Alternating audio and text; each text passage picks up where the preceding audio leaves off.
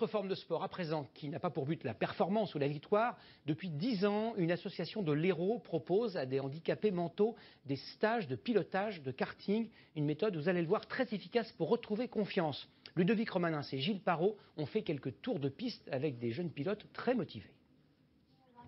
Casque sur la tête, le temps de faire le plein et de vérifier la pression des pneus. Géraldine part pour 10 minutes de sensations fortes. 1200 mètres de courbes et de lignes droites. Dans son kart, elle oublie tout, y compris son handicap mental. C'est génial! Je conduis, je me sens bien! Comme elle, ils sont une quinzaine à venir sur cette piste 2 jours par semaine. Au volant, beaucoup réalisent un rêve, simplement celui de conduire. Je suis heureuse, quand je suis dans le karting, je suis heureuse. De le démarrer, tout ça, ça me plaît. Pour la confiance, c'est super. Ouais. Maintenant, ouais. Maintenant, avec le karting, j'ai confiance en moi. L'association a acheté 3 cartes, dont un biplace. Investissement initial 5 000 €, frais de fonctionnement annuel 1 500 €. Une expérience pilote en France qui permet aux éducateurs de stimuler les pensionnaires, calmer leur angoisse et les réconcilier avec leur corps. Au volant, 100% de réussite pour des adultes trop souvent confrontés à l'échec. Des personnes qui ont été parfois jugées comme incapables dans le passé, qui maintenant, avec des pédagogies, je dirais, adaptées, peuvent révéler des capacités insoupçonnées. Et c'est le côté enthousiasmant de ce genre de démarche. Autre avantage, la piste pour eux est gratuite. En contrepartie, ils participent à son entretien. Un partenariat qui convient à tout le monde depuis 10 ans. C'est une satisfaction personnelle et familiale de pouvoir les aider, qui passent du bon temps, surtout qui sont quasiment, grâce à leurs éducateurs très professionnels, autonomes. Et ils nous donnent un petit coup de main. Dans 2 semaines, certains passent comme Arthur leur volant de bronze. Une conduite vers la réussite, une fierté pour eux et pour toute leur famille.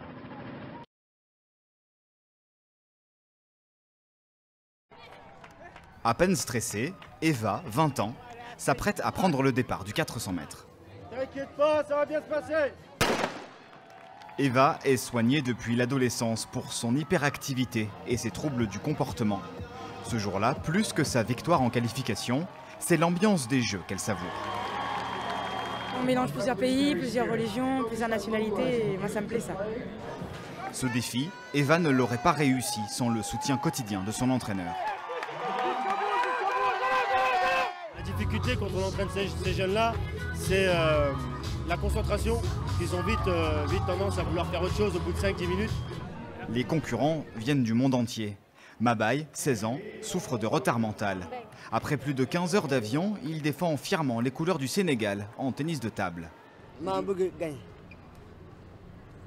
C'est sa première fois qu'il se déplace de son pays pour participer à des jeux de ce genre.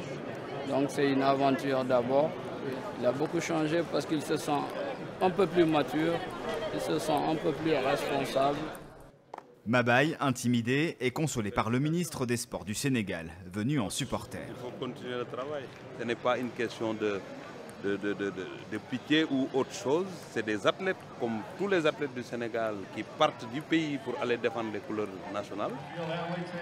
Plus de 6000 athlètes, 165 pays réunis pour un seul objectif, au-delà de la performance sportive, faire évoluer les mentalités sur les problèmes liés au handicap mental.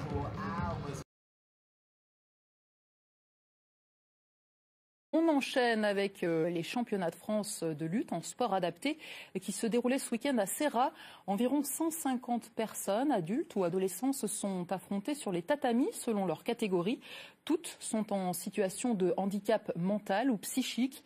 La discipline leur permet de travailler la coordination des gestes, mais aussi la combativité et le rapport à l'autre. Regardez. C'est un moment de joie intense pour Steve Roinard. Face à son adversaire alsacien, le jeune homme, trisomique, vient de réussir 2 actions décisives. Le combat est fini dès la première manche et il est qualifié pour la petite finale du championnat de France. Ça fait 13 ans que vous faites de la lutte adaptée. Oui. Ça vous apporte quoi? Pourquoi? Ils ont un grand respect vis-à-vis que ce soit des autres, le contact, ils vont pas aller se battre ou ils vont pas avoir de comportement agressif en dehors d'un tapis de lutte. Enfin, surtout chez Steve. Et après c'est un partage, c'est le partage de la technique, d'apprendre quelque chose, mais ça apporte un certain bien-être. Selon les capacités et la pratique, il existe 3 niveaux de compétition en lutte adaptée. Les combats peuvent durer jusqu'à 2 fois 3 minutes en première division et les règles sont proches de la lutte olympique avec bien sûr des aménagements. L'arbitre est là pour compter les points et rappeler à l'ordre. Tournez pas le dos. Mais aussi parfois pour rassurer les participants. C'est rien Damien, retourne. Il y a aussi pas mal d'angoisse chez les personnes différentes. Donc il faut de temps en temps les rassurer pour qu'ils reprennent le combat. Des fois, ils vont être menés ou ils vont subir une action, ils sont un peu traumatisés et du coup, ils n'ont plus envie de lutter. Donc il faut les rassurer, puis ils repartent et ça ne les empêchera pas à eux de gagner après. En Auvergne, la Ligue de sport adapté compte 2700 licenciés, mais très peu pratiquent la lutte. Le territoire accueillait pour la première fois ces championnats de France en présence d'une petite délégation auvergnate. Déjà, c'est un moment de plaisir. On rencontre des personnes qu'on ne connaît pas, de tous les niveaux, et grâce à ça, on progresse. On a voulu, à la Ligue d'Auvergne, amener cette discipline sur notre territoire afin de la faire découvrir à notre public sport adapté qui est présent et que toute la France prenne rendez-vous à Clermont-Ferrand et pour pouvoir faire émerger une nouvelle pratique en Auvergne. Environ 150 personnes ont participé à la compétition, un moment d'échange et de partage au-delà du handicap.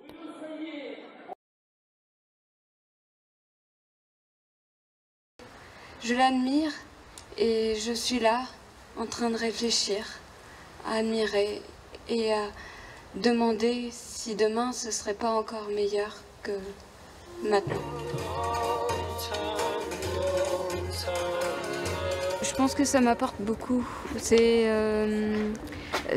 permet aussi de guérir un petit peu de ce qu'on est réellement et de ce qu'on voudrait transformer un peu pour la suite.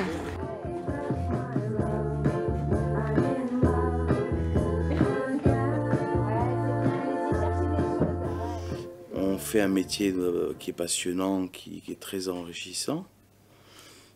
Et en même temps, par l'encadrement, par les rencontres qu'on fait, c'est un métier qui va nous aider dans la vie. C'est-à-dire que c'est un métier qui, enfin pour moi, qui m'apporte beaucoup en dehors. Et c'est un métier, une aide par le travail en fait.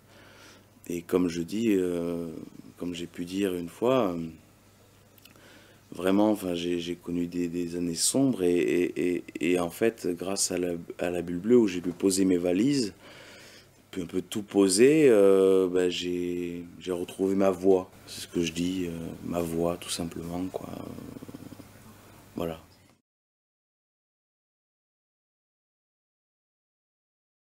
Thierry, le reportage. Oui, donc tout de suite un reportage donc, sur un cours de musique pour personnes handicapées donc au Conservatoire de musique du PEC. Avec Michael Bougon. Voilà. La musique est un langage universel. C'est donc aussi une discipline ouverte à tout public. La ville du PEC l'a bien compris, c'est pourquoi une fois par semaine, des groupes de handicapés mentaux s'initient à l'art du rythme.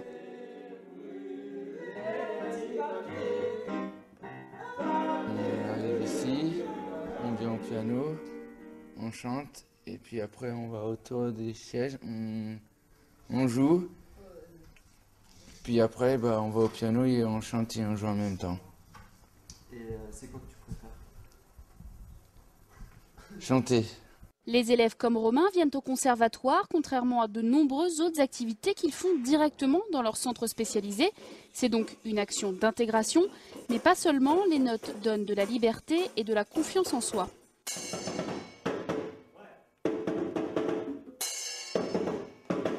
En un an, les progrès des élèves ont surpris Mickaël, leur professeur de musique. Chacun a un rôle précis et arrive à rester à sa place. Voilà, ça c'est très rare, parce qu'en général, déjà, à caler le rythme, parce que là, on a un peu le résultat d'une année de travail, mais le plus dur, et c'est ce qu'on fait toute l'année, c'est caler la pulsation rythmique, c'est-à-dire juste le métronome. Tac, tac, tac. Pas d'exigence dans ce cours, créer des mélodies doit rester un plaisir. Il n'y a pas d'obligation de résultat. Pas comme on ne va pas dire, tiens, telle partition, on va la jouer à la fin de l'année. Il n'y a pas d'objectif comme ça. On ne peut pas avoir des objectifs comme ça avec ces personnes-là. Donc c'est plus un objectif de moyens, et puis bon, c'est prendre le temps aussi. Ces musiciens en herbe montent sur scène une fois par an, accompagnés de professionnels.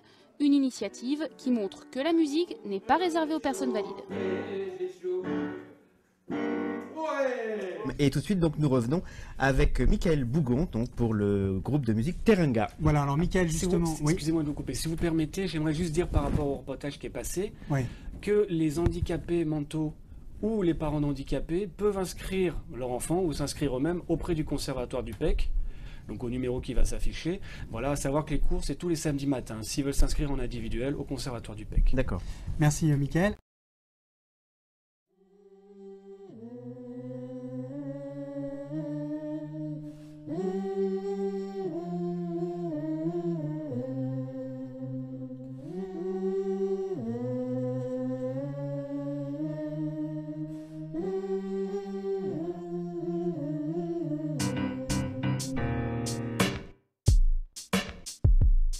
Je crois que là j'ai tout le monde. Allô les hommes. Il faut se réveiller. La planète est polluée. Il ne faut pas rigoler. Elle va s'envoler en fumée. Depuis la rentrée 2014, la team écolo va à l'école Winston Churchill deux lundis par mois. Expliquer à 14 enfants du CEP au CM2 le tri sélectif et l'environnement. Il faut se réveiller. La planète est polluée. Il ne faut pas rigoler. Elle va s'envoler en fumée. La première fois que j'ai vu la team écolo, j'étais un petit peu... J'ai eu l'impression que j'étais un petit peu comme une intruse. Parce que j'étais pas pareil qu'eux. Il faut se réveiller. La planète est polluée. Il ne faut pas rigoler. Elle va s'envoler en fumée. Alors avec l'équipe c'était intéressant parce que moi j'avais jamais travaillé avec un public adulte de personnes en situation de handicap et du coup j'appréhendais un petit peu et en fait c'est rigolo parce qu'il y a un lien qui s'est créé super rapidement et des grosses barrières qui sont tombées. La planète est polluée. Il ne faut pas rigoler. Elle va s'envoler en fumée.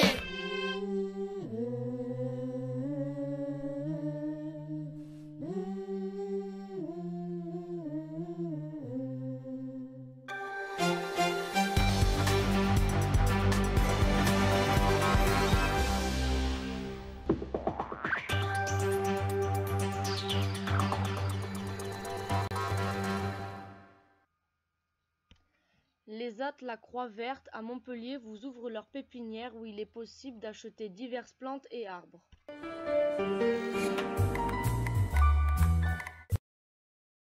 L'ASEI Frescatis à Saint-Pons-de-Thomières participe à l'entretien de l'usine d'eau La Salvetat.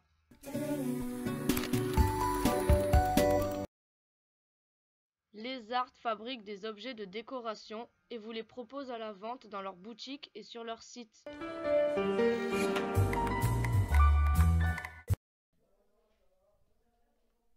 Nicolas, résident des Écureuils, vous présente le bar des Amis. Bienvenue au bar des Amis. On vous invite à passer une journée avec nous au bar des Amis. Et le vendredi.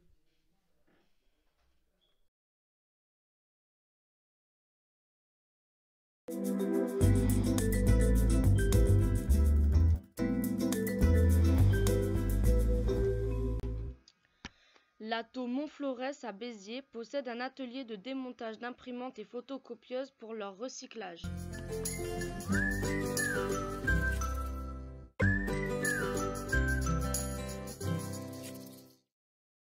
L'Atto Les Terres Blanches à Montpellier vous propose un atelier autour des tablettes numériques.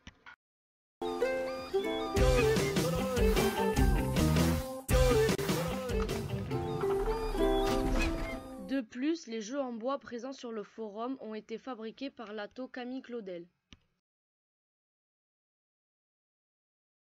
Une commission autour de l'accessibilité à la santé vient d'être créée entre le foyer et l'Atto Les Écureuils.